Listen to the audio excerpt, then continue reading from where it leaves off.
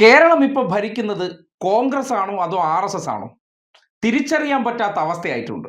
ഇന്നിപ്പോൾ കൊല്ലത്ത് ബ്രസീലിന്റെ പേരിൽ ഈ ഫുട്ബോൾ പ്രേമികളായിട്ടുള്ള കുട്ടികൾ കെട്ടിയ പതാക, അതിലെ പച്ച കണ്ടപ്പോൾ ഹാലിളകിക്കൊണ്ട് ആർഎസ്എസ്സുകാർ പോലീസിനെ വിളിച്ച് ആ പതാക അല്ലെങ്കിൽ ബ്രസീലിന്റെ ആ ദേശീയ പതാകയെ അഴിപ്പിച്ചു. നിങ്ങൾ ഏവരും അറിഞ്ഞിരിക്കും.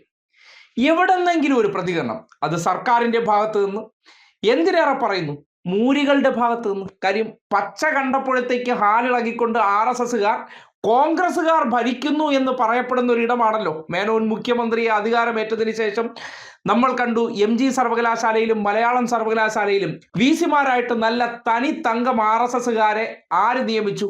ഗവർണർ നിയമിച്ചു. ഒരു ചെറിയ പ്രതിഷേധം ലീഗിന്റെ ഭാഗത്തു നിന്നുണ്ടായോ അല്ലെങ്കിൽ കോൺഗ്രസിന്റെ ഭാഗത്തു നിന്നുണ്ടായോ? എന്തെങ്കിലും ശക്തമായിട്ട് അതിനെതിരെ ഒരു വാചകം പറഞ്ഞു? അവർ നേരെ മോഹൻ ഭാഗവതിന്റെ പരിപാടിയിൽ പങ്കെടുക്കാൻ പോയി. മുഖ്യമന്ത്രി മേനോൻ സതീശന്റെ അതിശക്തമായിട്ടുള്ള ഒരു താക്കീത്, മാപ്പ് പറയണം അത്രേ. ഞങ്ങൾ ആ പദവിയിൽ നിന്ന് മാറ്റുമെന്നല്ല, അവരൊന്ന് മാപ്പ് പറഞ്ഞാൽ മതി, പോയത് ശരിയായില്ല, ആ ഒരു വാക്ക് പറഞ്ഞ് നിങ്ങൾ തുടർന്നോളൂ. എന്തൊരു കരുതലാണ്. ഇപ്പോൾ ആർഎസ്എസ്സുകാർ ഈ കോൺഗ്രസിന്റെ മേനോൻ മുഖ്യമന്ത്രി അധികാരത്തിൽ വന്നതിന് ശേഷം ഒരു വല്ലാത്ത കോൺഫിഡൻസിലാണ്.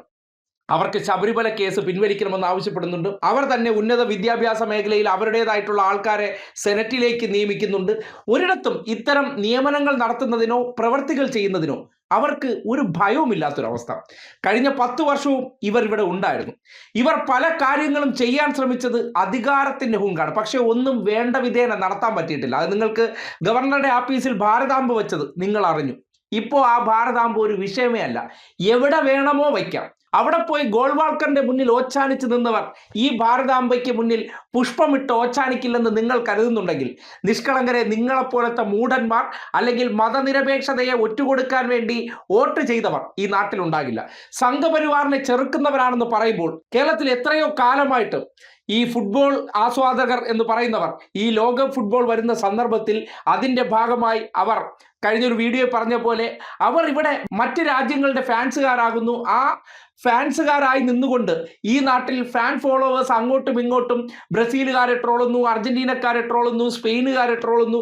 അങ്ങോട്ടും ഇങ്ങോട്ടും നമ്മൾ ഇന്ത്യക്കാരാണെങ്കിൽ സകലതും മറക്കുകയാണ്. സ്പോർട്സ് എന്ന വികാരത്തിന്റെ ഏറ്റവും വലിയ ഗുണമാണ് മതവും വിദ്വേഷവും എല്ലാം മാറ്റിവെച്ചുകൊണ്ട് മനുഷ്യനായിട്ട് ആ വികാരത്തെ ഏറ്റെടുത്തുകൊണ്ട് അവർ ഇഷ്ടപ്പെടുന്ന ടീമിനും താരങ്ങൾക്കും വേണ്ടി സംസാരിക്കുന്ന സന്ദർഭത്തിലാണ് അത് കണ്ട് കുരുപൊട്ടിക്കൊണ്ട്